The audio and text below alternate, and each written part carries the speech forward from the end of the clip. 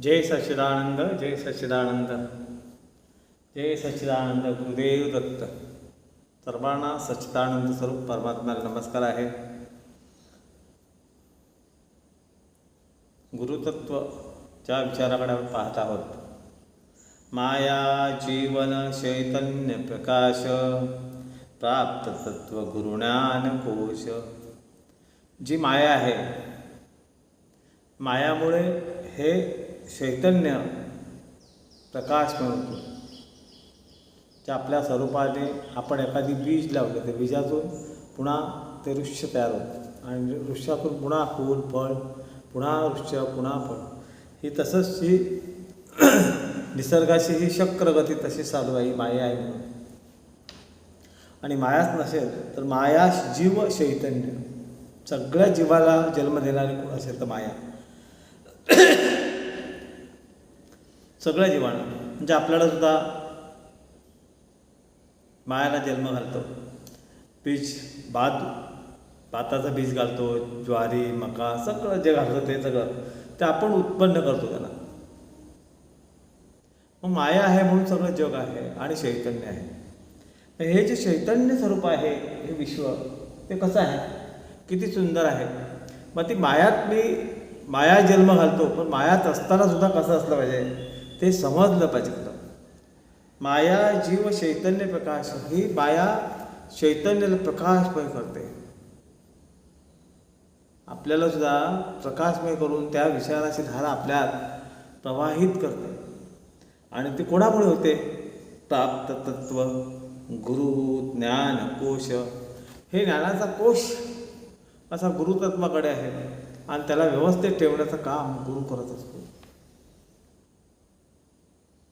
जसं एखाद्या गोष्टीला आपण आवरण करतो, त्याचं रक्षण करतो, तसं आपल्या विचारामध्ये आपल्या देहाची जी रचना आहे त्या रचनेला चांगलं ठेवण्याचं काम सद्गुरू करतो.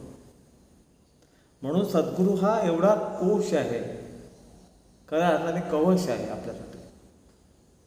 पण सद्गुरू तसा पाहिजे,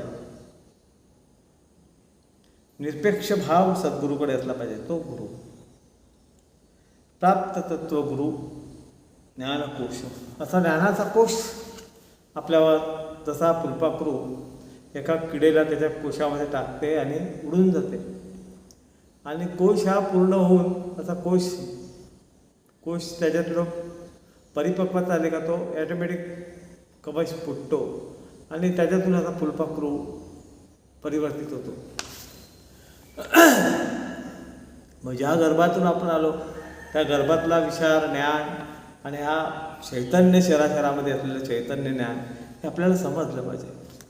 मला उठवणारा, मला झोपवणारा, सगळे क्रिया माझ्यामध्ये कसा करत असतो. आपल्या हातावरची टाळी मारतो. का मारतो? तो आज त्याला मदत करतो, तो आज त्याला मदत करतो. किती एकमेकाला आपण असं सहज गाजतो. ही काय क्रिया आहे? एकमेका पूरक एकमेकाला आहे.